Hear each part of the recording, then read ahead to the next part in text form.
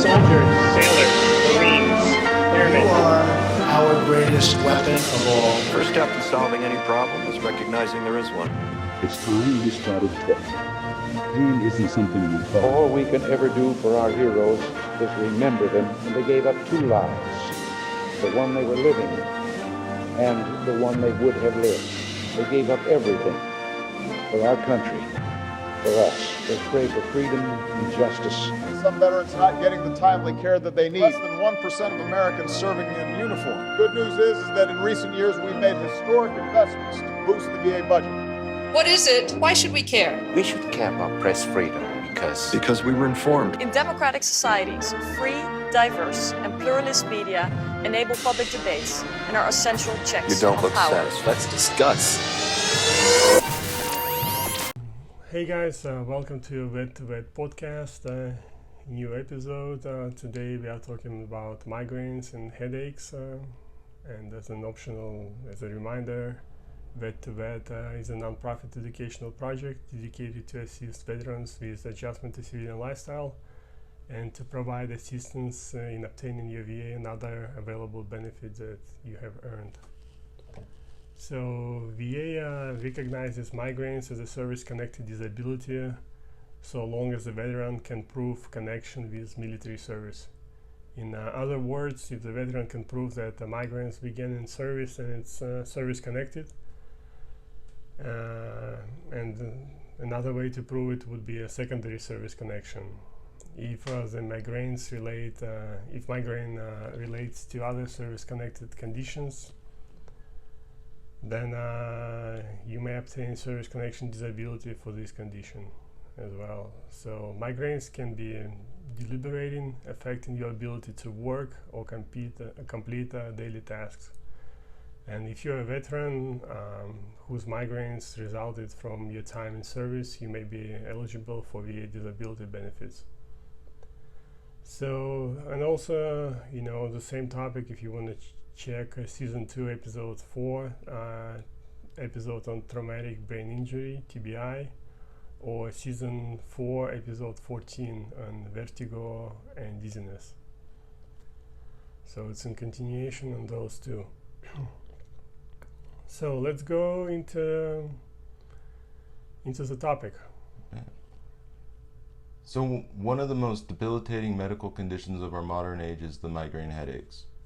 From a medical standpoint, migraines are described as a moderate to severe headache pain that can last a few hours to a few days, accompanied by physiological symptoms such as nausea, vomiting, and sensitivity to light and sound. Functionally, migraines can be crippling and completely debilitating. Often people who suffer from migraine headaches must lie down in a dark, quiet room from the duration of the attack and are unable to work or tend to the needs of their families. The veteran population is no stranger to migraine headaches either. In fact, a recent study found that 36% of veterans who had completed a 12-month deployment to Iraq were either diagnosed with or exhibited symptoms of migraines. Notice that the study only discussed deployment to Iraq. One can imagine those statistics, if it's true for Iraq deployments, must also hold true for military service and deployments to other areas as well. The Migraine Research Foundation provides surprising statistics on the prevalence and implications of migraine headaches in the United States and worldwide. Nearly 1 in 4 households include someone with migraines. 12% of the population, including children, suffer from migraines. 18% of American women, 6% of men, and 10% of children experience migraines. 85% of chronic migraine sufferers are women. Migraine is most common between the ages of 18 and 44. More than 4 million adults experience chronic daily migraines with at least 15 migraines days per month. The vast majority of migraine sufferers do not seek medical care for their pain. Only 4% of migraine sufferers who seek medical care consult a headache and pain specialist. Yeah, the symptoms of migraines can vary greatly. Migraines typically occur in several phases, up to 4 in many people, and can last from hours to days.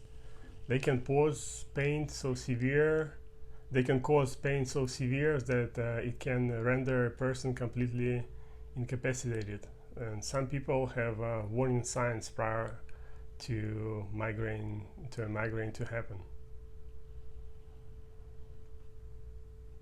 Prodrome, the first phase, can start several days before the actual headache starts. These symptoms include mood changes, constipation, food cravings, frequent yawning, increased thirst and urination, and or neck stiffness. Aurora is the second phase of the migraine that can include flashes of light, blinding spots, or other visual disturbances. Migraine, the third phase, is the actual migraine itself and has a specific symptom that other headaches do not have. A migraine can last upwards to 72 hours and can have such symptoms as pain only to one side of the head, throbbing or pulsating pain, nausea or vomiting, sensitivity to light, sound, smells, blurred vision, and even fainting spells. Postdrome, the fourth phase, is the last phase of the migraine, and the sufferer can experience such symptoms as feeling drained and washed out or elated, confused, moodiness, dizzy, or continued sensitivity to light or sound. Yeah, there are different migraines. Like generally, they're classified into two categories, like primary and secondary. So for the primary, it's if you have tension, like migraine or like cluster pain. And for secondary, it's either you overuse your medication, you have a TBI injury, or you might have some kind of infections or metabolic disorders going on in your body. And definitely it can affect different parts of your head, like a sinus part, tension in front of the head, migraine that might you might find it on the left or right side of the body, or like a cluster pain would be common in the area of your eyes. So how does the VA rate migraines? Veterans suffering from migraines may experience this ailment due to an in-service incident. In this case, you may be eligible for VA compensation for your migraines. By proving service connection and gathering enough medical evidence, former service members can take steps to obtain veteran benefits. In spite of its acutely disabling effects,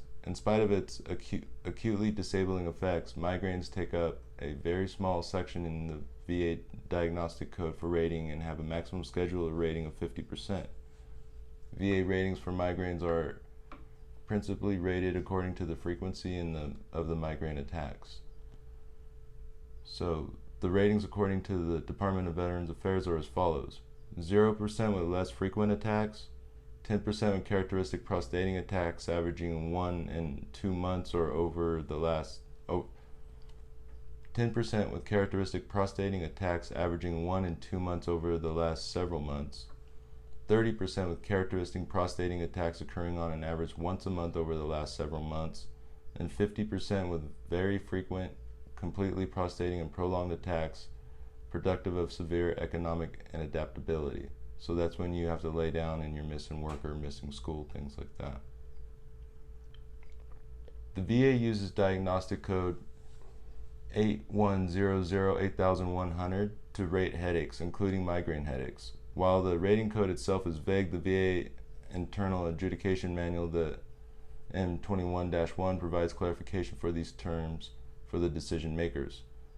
Prostrating is causing extreme exhaustion, powerlessness, debilitating or incapacitation with substantially inability to engage in ordinary activities.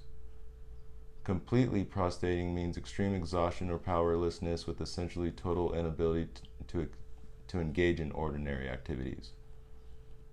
Severe economic inadaptability denotes a degree of substantial work impairment. It does not mean the individual is incapable of any substantial gainful employment. Evidence of work impairment includes, but is not necessarily limited to, the use of sick leave or unpaid absence. Very frequent duration is a duration of characteristic of prostrating attacks on average are less than 1 a month apart over the last several months. Less frequent duration of characteristics of prostrating attacks on average are more than 2 months apart over the last several months. So the magic words for increased rating therefore would appear to be the prostrating. We find that this is exactly the case for VA disability claims relating to migraines, and it is key to obtaining VA benefits. The Disability Benefits Questionnaire for Headaches, which the compensation and pension examiners use to conduct their exams, includes a whole section on prostrating attacks. The questionnaire prompts the examiner to ask the veteran if the migraine attacks occur less than once every 2 months, once in 2 months, once every month, or more frequently than once a month. Very frequent prostrating and prolonged attacks of migraine headache pain. While a 50% schedule rating is the highest rating most veterans will receive for migraines, it is possible to receive extra schedule individual unemployability. Yeah, so now we're going to talk about the breakdown of the 30% for migraine headaches rating criteria. So in order to prove your service-connected condition warrants a 30% disability rating for migraine headaches, you must understand all aspects of the rating criteria. Specifically, the 30% disability rating for migraine headaches can be broken down into 3 main components. 1, the characteristic, 2, prostrating, and 3, average of once a month over the last several months. In this case, characteristics essentially means typical. A veteran migraine headache must involve typical prostrating attacks. In other words, a veteran's migraine headache are represented by these prostrating attacks, and without which the veteran would not have a migraine disorder. As mentioned above, prostrating means that the veteran's migraine headaches are so debilitating that they require a long period of rest. Finally, the 30% migraine rating criteria states that a veteran's migraine headaches must occur on average of once a month over the last several months. Here, the period of time the VA uses to make this determination can affect whether the veteran qualifies for 10 or 30% rating. For example, a veteran had the following number of headaches over the past few months: 2 in April, none in May, 1 in June, 1 in July. In this case, the veteran averages at least 1 per month, which would warrant a 30% rating. However, if the VA looked at the 3 of those months, then the veteran would fall short of the once per month average. As a result, they would only qualify for the 10% rating. This is something to be mindful when experiencing the frequency of your migraine headaches. This is something to be mindful when explaining the frequency of your migraine headaches to the VA. Importantly, the 30% rating criteria does not require that the migraine headaches have to last a certain length of time. At the 50% level, VA requires migraine headaches to be prolonged. Since prolonged is not included in the 30% rating criteria, it is presumed that the veteran's migraine headaches can be shorter in duration. Yeah, to help yourself out with proving to VA how long and how many migraines or headaches you have, it's a good idea to have a journal saying that on this day, from this time to that time, I had a headache at this part of the head, and what kind of medicine, if you have any, prescription medicine to treat that condition, you would be using. And more of those journal entries you would have, easier it's going to be for a doctor to give you a proper treatment, and as well you would be able to prove your condition. So, breakdown of the 50% migraine headaches rating criteria. In order to prove your service-connected migraine headaches warrants the highest disability rating of 50%, you must understand all aspects of the rating criteria. Specifically, the 50% disability rating can be broken down into 4 main terms: very frequent, completely prostrating, prolonged, and productive of severe economic inadaptability. In regards to very frequent, the VA will likely require your migraine headaches to occur on average more than once a month. For example, a veteran experiencing migraines 2 or 3 times per month would likely meet the very frequent standard. As mentioned above, prostrating refers to an individual lying down as a result of his or her migraine headache.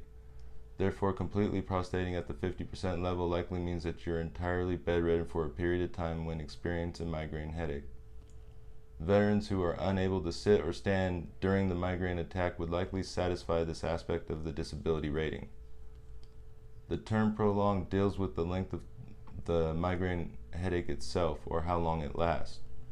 VA does not outline a specific requirement, but veterans must at least show that they are affected for a significant amount of time. Finally, severe economic inadaptability essentially means that your migraine headaches affect your ability to work, often requiring you to be absent several days of the month.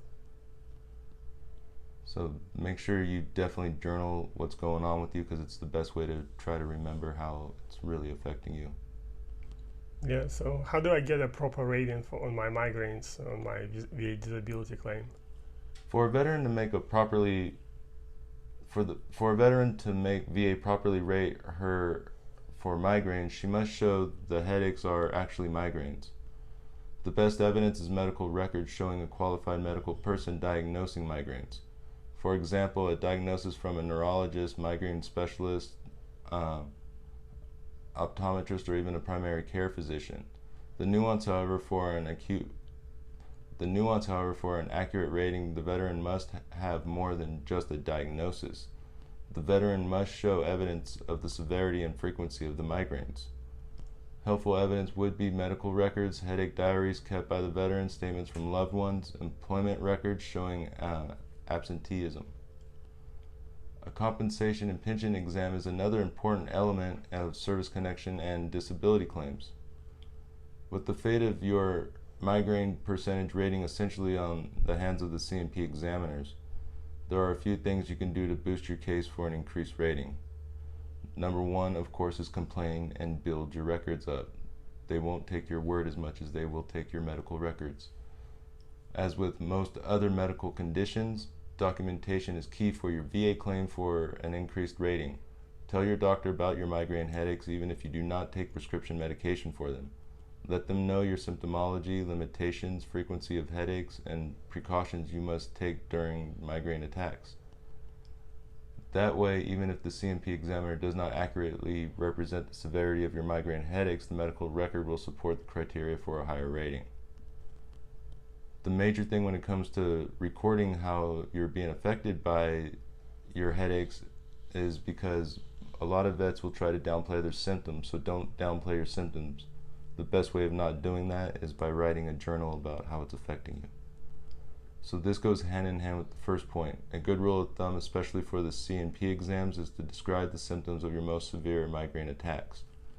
The headaches might not always be that severe, but the point is for the VA to compensate you for the functionality that you lose due to your service-connected conditions. However, this is not to say that you should exaggerate your symptoms, as this could cause problems later on. So if you want the VA to be accurate, then you want to be accurate too. You could definitely write your own statement, so you are your best historian. You know your migraine condition better than anyone else, so write about it. As with the first point, describe your symptomology, limitations, frequency of headache, and precautions you must take during migraine attacks. Statement from family members, friends, or coworkers who witness you during migraine attacks are also very beneficial. Statements are a strong piece of evidence, especially if you do not see your doctor very often. It's always better to have medical records, but support letters do help. Yeah, sometimes you just have a option to go to a doctor, like if you're just getting into VA. So now we're going to talk about the list of VA secondary conditions due to migraines. So headaches are often granted secondary service connection because the disability is shown to be proximally due to the result of an aggravated by another service-connected disability. The frequency and severity of headache conditions typically increases with the severity of the other service-connected disabilities. For example, veterans with more severe PTSD symptoms are more likely to have severe headaches and migraine symptoms, suggesting correlation between the two. There are many possible links for veterans to establish secondary service connection for migraines, including, but not limited to, secondary to tinnitus, ringing in the ears. Research suggests that there is a connection between headaches and tinnitus, and the symptoms go hand in hand with many types of headaches, including migraines and hypertension. Recent results show 27% of tinnitus sufferers also suffer from headaches. Thus, there is a clear medical etiology to suggest that migraines and many types of headaches can be proximally due to or aggravated by tinnitus or ringing in the ears. Another one is secondary to TBI or traumatic brain injuries. There are several research studies linking traumatic brain injury to migraines as well as post-traumatic headaches. A 2012 study of soldiers returning from combat found that chronic daily headaches was considerably more common than what was expected. For example, one study concluded that 29% of soldiers who deployed and suffered from mild TBI also had migraines. Secondary to TMJ, the jaw popping on the sides right here, or grinding your teeth and clenching. Research has shown that people who grind or clench their teeth are more likely to have migraines than those who don't. Thus, there is a medical link between migraines and TMJ or TMD. A similar body of research suggests that the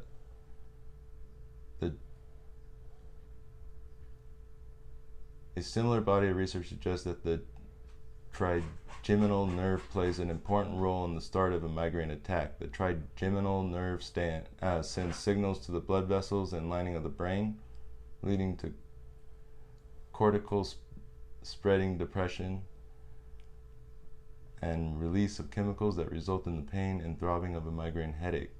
Further, neck and jaw problems are common causes of migraine headaches. Secondary to PTSD.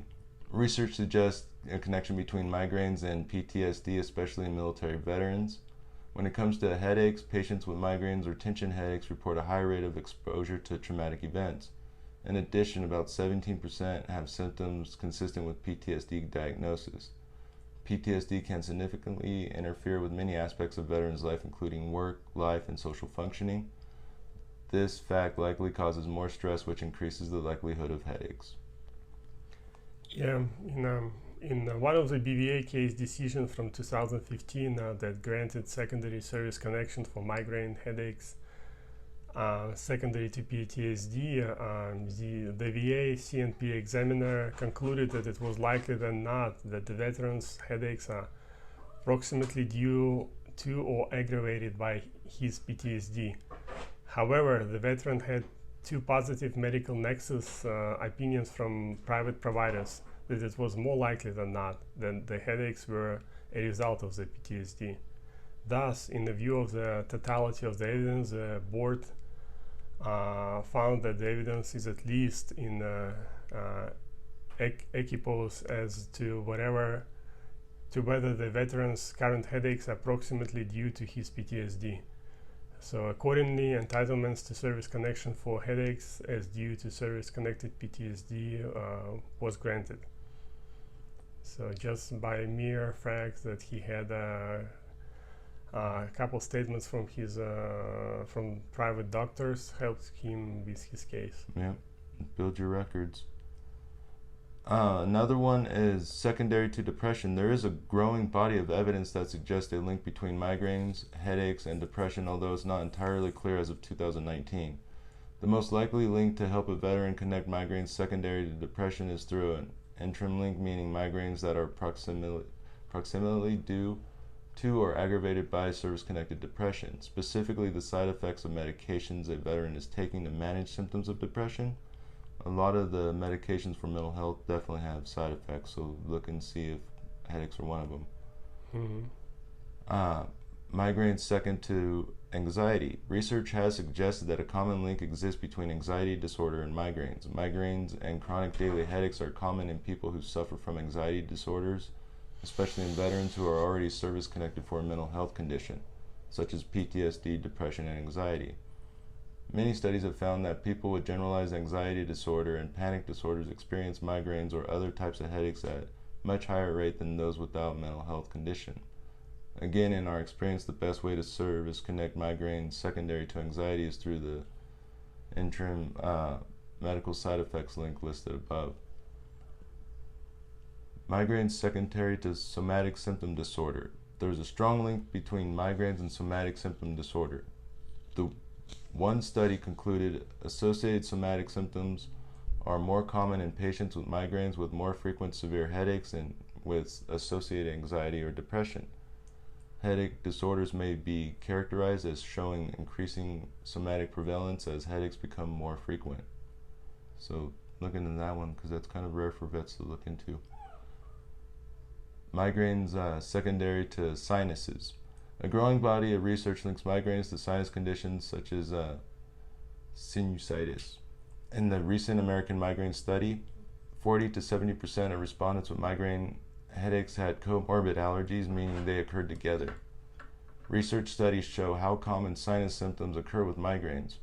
Specifically, in one such study, 45% of patients with migraines had symptoms of sinusitis, such as head and nose pressure pain, nasal congestion, and runny nose. Migraine secondary to rhinus. Research studies have concluded that people with rhinus are more often than 10 times more likely to have migraines. Thus, there is a very strong link associated with migraines secondary to rhinus, and some studies have shown that up to 90% of sinus headaches are actually migraines. Migraines secondary to cervical strain or your neck condition. Another one, migraine secondary to cervical strain or neck condition. The most common symptoms of cervical disorders such as cervical strain is subacipital cervicogenic headache and ongoing or motion-induced neck pain. Thus, there is a medical nexus link connecting migraine secondary to cervical strain. Thank you. Migraine secondary to sleep apnea. Headaches have been medically linked to patients who suffer from moderate to severe sleep apnea, especially when oxygen levels drop due to intermediate breathing from obstructive sleep apnea. Sleep apnea causes air to be trapped in the lungs, and the deoxygenated air is the waste product carbon dioxide. This lack of oxygen in the bloodstream along with carbon dioxide negatively affects the brain and leads to headaches, which can also be migraines. Migraines secondary to radiculopathy. Medical research shows a strong correlation between migraines and radiculopathy, especially when the upper nerve roots are involved.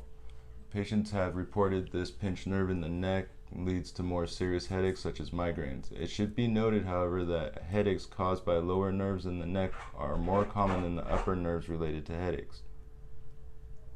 Migraines secondary to asthma. There is a strong correlation between migraines and asthma. One research study reported that people with migraines are 2 to 3 times more likely to have or develop asthma.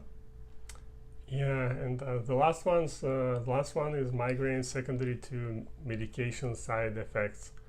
So literally thousands of over-the-counter medications as prescription medications, especially selective serotonin reuptake inhibitors, SSRI, commonly known, can cause or make migraines and headaches in general worse.